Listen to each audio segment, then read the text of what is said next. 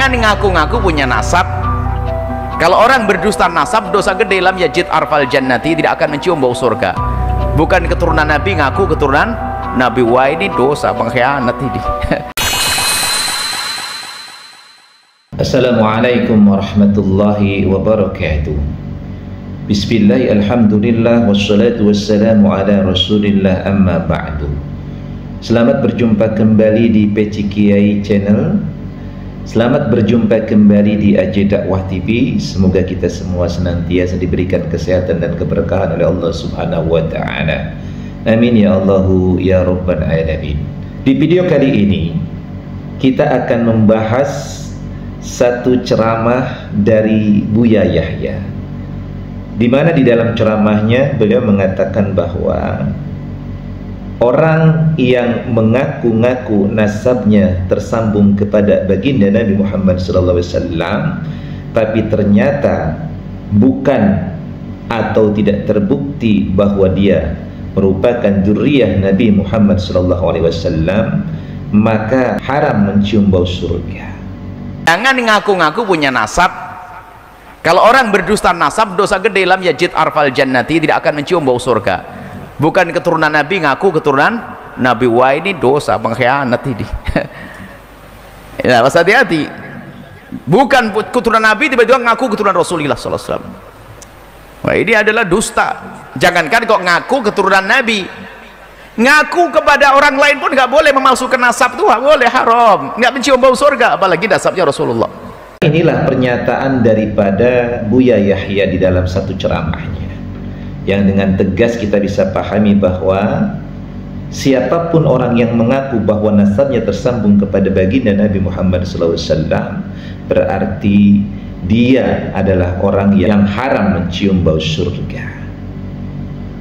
Nah, sebagaimana kita ketahui bahwa para habaib ini, habaib Ba'lawi ini, mereka mengaku sebagai dzurriyyah Nabi Muhammad SAW, dan sampai detik ini pun mereka masih mengakui sebagai dzurriyyah Nabi Muhammad SAW.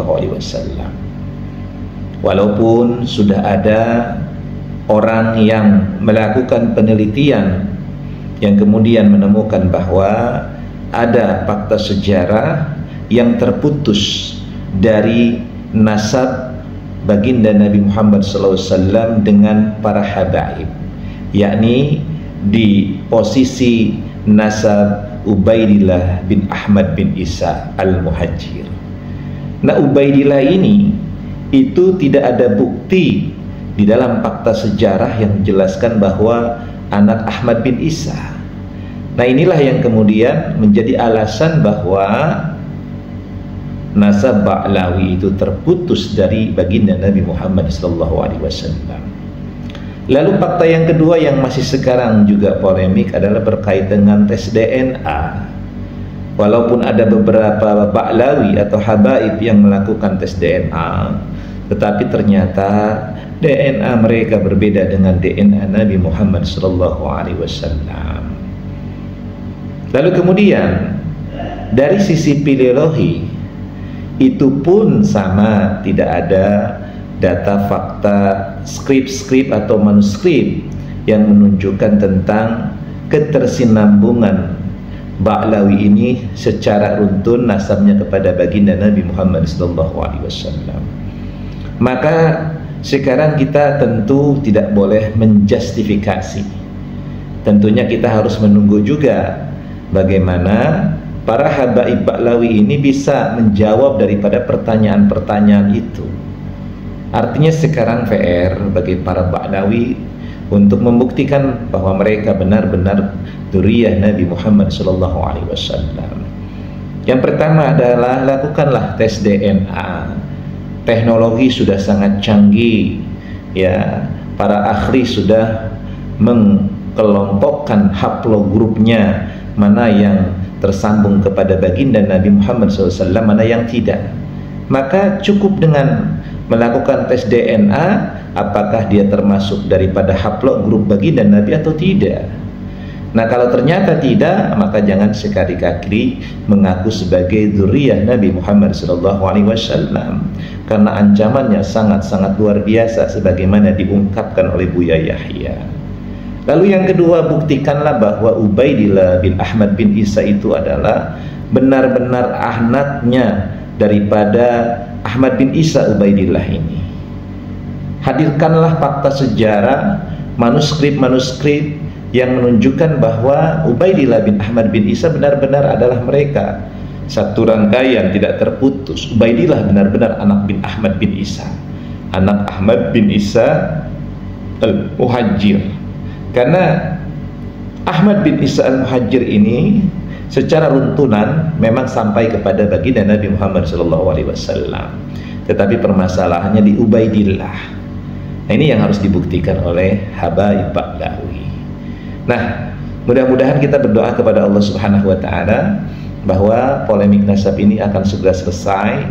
Ya, bagi kita sebenarnya mereka bukan dzurriyyah Nabi ataupun mereka dzurriyyah Nabi, maka bagi kita tetap kita akan selalu menghormati dan memuliakan mereka. Selama mereka adalah orang-orang yang saleh, selama mereka adalah orang-orang yang alim.